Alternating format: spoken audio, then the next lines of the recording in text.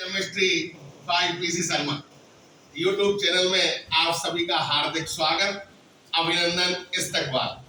आज 25 जून 2026 से हम super chemistry bye PC Sharma YouTube channel का शुभारंभ करने जा रहे हैं, एक पवित्र उद्देश्य के साथ कि राजस्थान भर के वो सभी बच्चे जो बड़ी बड़ी कोचिंग्स में नहीं पढ़ पाते हैं, जो बड़े बड़े कोचिंग्स के ऐप लेकर अपनी तैयारी नहीं कर पाते हैं, वो सभी केमिस्ट्री का एक अच्छा तरीका से अध्ययन कर पाए, केमिस्ट्री को मजबूत बना पाए और फिर अपनी 12th क्लास में अच्छी परसेंट बना पाए और आगे आईआईटी और नीट में भी अपना स्थान तय कर पाए। इसी उद्देश्य के साथ आज super chemistry bye PC Sharma YouTube channel प्रारंभ होने जा रहा है। राजस्थान भर के 11th और 12th क्लास के सभी बच्चे इस चैनल से जुड़कर केमिस्ट्री में महारत हासिल कर सकते हैं।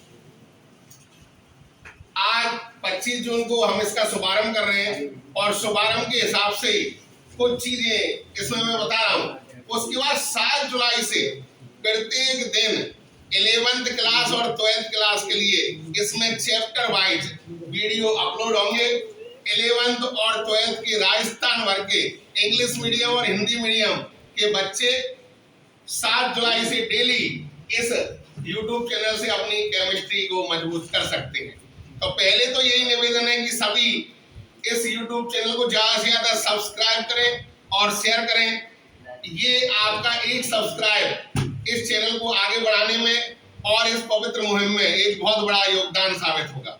तो देखिए, शुरुआत में आज मैं 12th क्लास जो ऑर्गेनिक केमिस्ट्री है उनके लिए मैं कुछ टिप्स देना चाहूंगा, कुछ छोटे छोटे फॉर्मूला बताना चाहूंगा।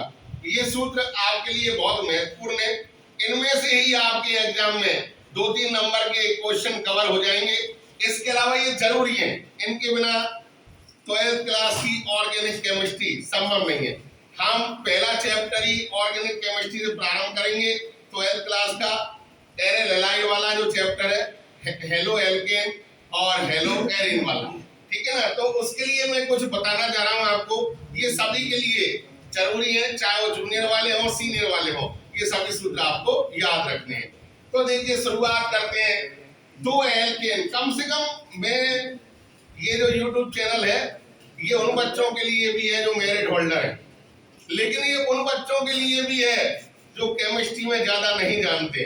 तो मैं ऐसे भी पढ़ाऊंगा कि जो बच्चे जूनियर क्लास में कतई तैयारी नहीं कर पाए उनको भी बहुत अच्छे नंबर प्राप्त हो सके 12th में, और जो बच्चे आईआईटी के टॉपर बनने वाले हैं वो भी इससे लाभान्वित हो सकेंगे। तो शुरुआत में देखिए, ये CH4 है।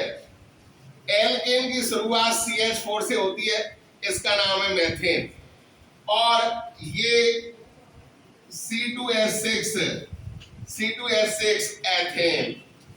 CH4 का मतलब मेथेन, C2H4 का मतलब एथेन, ठीक है। और ये आगे संख्या बढ़ती जाएगी, C3H8 C4H लेकिन कम से कम 2 एल्केन के नाम और सूत्र सब पर आने चाहिए, मेथेन CH4 और एथेन C2H6। अब यदि मेथेन में से एक हाइड्रोजन को सब्स्टिट्यूट कर दिया जाए, प्रतिस्थापित कर दिया जाए, हटा दिया जाए, तो बनता है CH3। ये जो CH3 समूह है, CH3 ग्रुप, इसे हम कहते हैं मैथिल समूह, मैथिल ग्रुप है, ये मैथिल है। CH3 का मतलब मैथिल, वेरी गुड। और अगर इस एथेन में से एक हाइड्रोजन को हटा दिया जाए तो जो C2H5 समूह बनता है उसे कहते हैं एथिल। क्या कहते हैं? Ethyl, ethyl. तो ये मेथिल और एथिल बहुत आने वाले हैं आपको, जब आप रिएक्शंस पढ़ेंगे तो मेथिल और एथिल बहुत आपके काम आएंगे। तो मेथिल का सूत्र क्या है? एक साथ बोलिए, मेथिल का वेरी गुड, मेथिल का एथिल का वेरी गुड, वेरी गुड। आगे हम बढ़ते हैं इसमें।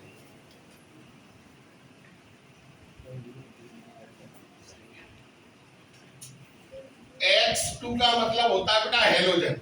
4 हेलोजन है, fluorine, chlorine, bromine iodine, chlorine F2, chlorine Cl2, bromine Br2, iodine I2। जब इनको समूह के रूप में लिखते हैं तो इसको X लिखते हैं हेलोजन को, FCl Br I। तो हेलोजन याद रखने आपको, क्लोरीन क्लोरीन ब्रोमीन आयोडीन, ये हेलोजन है। अब अगर ये मेथेन CH4, इसका एक हाइड्रोजन हटा दें और एक हेलोजन इसकी जगह जोड़ दें तो ये मेथिल हैलाइड हो जाएगा। क्या हो जाएगा? हाँ। अब यहाँ पर X की जगह क्लोरीन जोड़ दें तो मेथिल क्लोराइड, यहाँ Br जोड़ दें मेथिल ब्रोमाइड और I जोड़ दें मेथिल आयोडाइड। ऐसे ही एथेन यानी C2H6, इसमें से एक H हटाकर एक हेलोजन जोड़ दें कोई भी तो वो एथिल हैलाइड हो जाएगा। ठीक है। अब यहाँ पर Cl जोड़ दें तो एथिल क्लोराइड, Br जोड़ दें एथिल ब्रोमाइड, I जोड़ दें एथिल आयोडाइड। ठीक है ना बेटा। और इनको IUPAC में हेलो एल्केन कहते हैं, इसको क्लोरोमेथिन कहेंगे, इसको क्लोरोएथिन कहेंगे। लेकिन पहले हमें शुरुआती अवस्था में ये आना चाहिए है क्या, उसके बाद आगे की जर्नी हम प्रारंभ करेंगे। तो आज की जो क्लास है वो इसीलिए है कि हम प्रारंभिक नॉलेज प्राप्त कर पाए। ठीक है ना। तो कोई भी मेथिल एथिल से या एल्किल समूह से R, एल्किल समूह को R के रूप में दर्शाया जाता है। R मतलब एल्किल समूह, तो RH लिख दिया। R मतलब एल्किल, X मतलब हैलाइड, एल्किल हैलाइड। R की जगह कोई भी एल्किल समूह आ सकता है, CH3, C2H5 और भी C3H7, कुछ भी आ सकता है। ठीक है। तो ये आपको याद रखने हैं। आगे चलते हैं।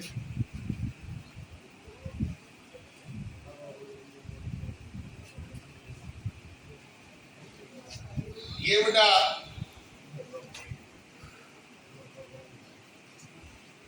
बेंजीन है। क्या है? बेंजीन। इसका अनुसूत्र होता है C6H6।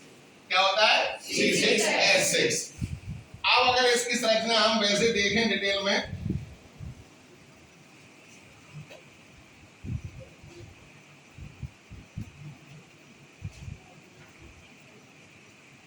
जर्नल में ये संरचना है इसकी।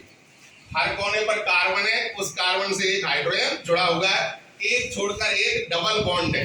लेकिन जब इस बॉन्डों को देखा गया इनकी लंबाई तो सभी की समान है, तो उसके बाद ये माना गया कि बेंजीन में 3 डबल बॉन्ड, एक डबल बॉन्ड में 2 पाई इलेक्ट्रॉन होते हैं बेटा। तो टोटल कितने इलेक्ट्रॉन हो गए? 6 पाई इलेक्ट्रॉन। 6 पाई इलेक्ट्रॉन पूरे 6 कार्बनों पर, बेंजीन के 6 कार्बनों पर डिसलोकेलाइज्ड यानी कि विस्थानीकृत रहते हैं, घूमते रहते हैं। और अपन सामान्य भाषा में कहें तो ये तीनों डबल बॉन्ड घूमते रहते हैं 6 कार्बनों पर। ठीक है ना। 6 पाई इलेक्ट्रॉन घूमते रहते हैं, जिस कारण बेंजीन को हम ऐसे लिखते हैं।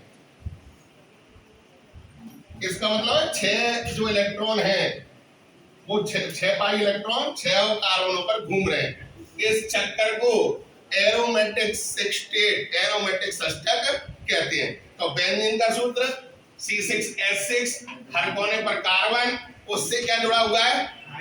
हाइड्रोजन। अगर बेंजीन के किसी भी कोने पर, सब कोने समान है पहली बात, तो किसी भी कोने पर बेटा अगर कोई भी समूह जुड़ गया, जैसे यहाँ पर हमने ये हेलोजन जोड़ दिया, तो उसका मतलब है उस कोने पर से हाइड्रोजन हटा है। उसका मतलब क्या है? उस कोने पर से हाइड्रोजन हटा है। ठीक है। तो ऐसे ही जब बेंजीन के एक हाइड्रोजन को हटाकर एक हेलोजन जोड़ देते हैं तो उसे हम कहते हैं हेलोएरीन। क्या कहते हैं? हेलोएरीन। हाँ, दूसरा नाम है इसका एरिल हैलाइड। जैसे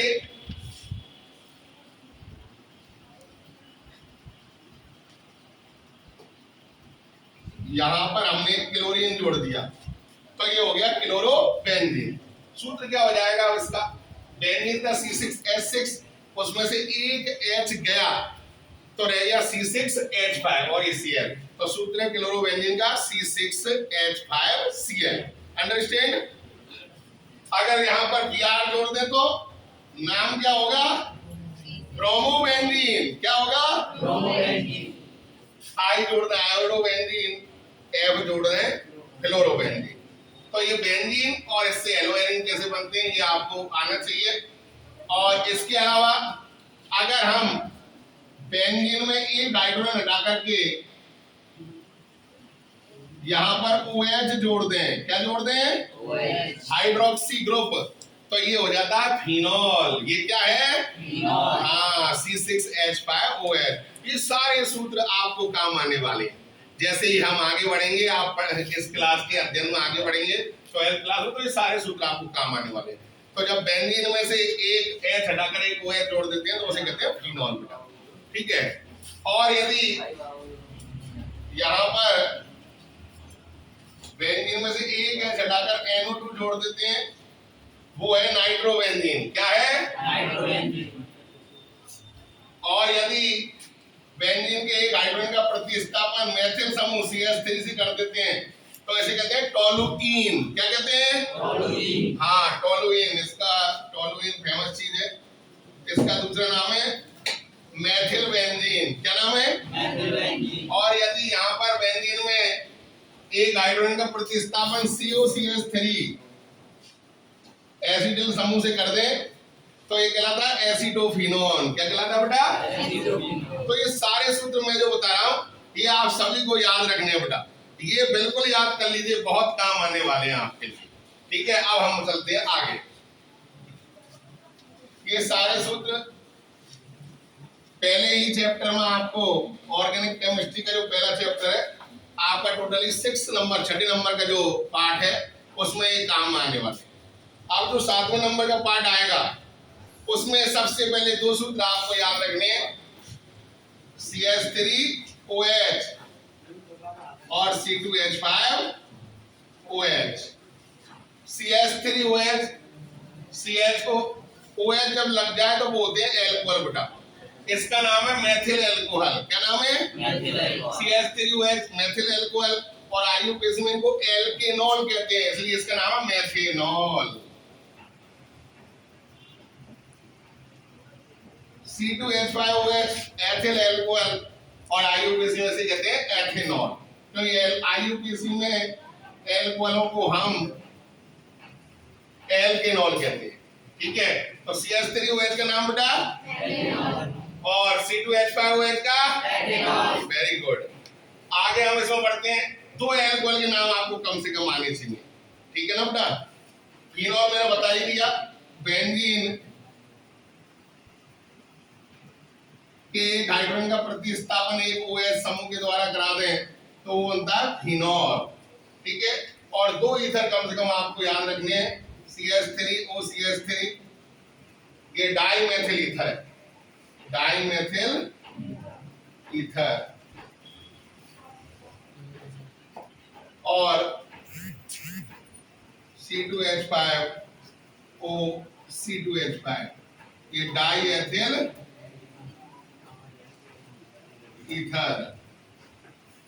ये ईथर, क्योंकि सेकंड चैप्टर में आप एल्कोहल पढ़ोगे, फिनॉल पढ़ोगे और ईथर पढ़ोगे। सेकंड चैप्टर का मतलब 7th चैप्टर ऑर्गेनिक केमिस्ट्री का सेकंड।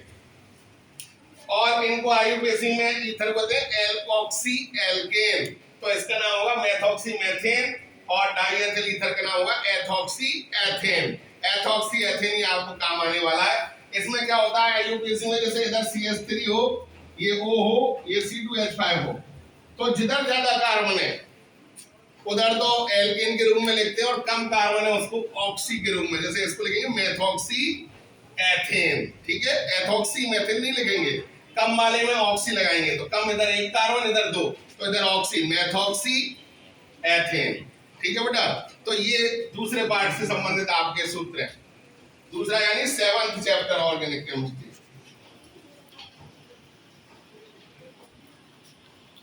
अब 3 सूत्र। अगला जो 7th चैप्टर है कार्बोनिल कंपाउंड्स वाला, उसमें 3 सूत्र बहुत फेमस है, SCHO, CH3CHO और CH3COCH3। ये बेटा HCHO फॉर्मेल्डिहाइड है,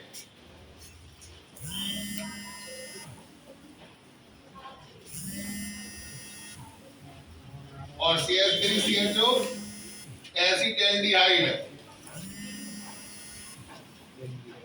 और ये एसीटोन। तो पहले तो नॉर्मल नाम, सामान्य नाम आपको आने चाहिए। SCHO का क्या नाम है? सब बोलिए। CH3CHO का, CH3COCH3 का, हाँ। और कई बार तो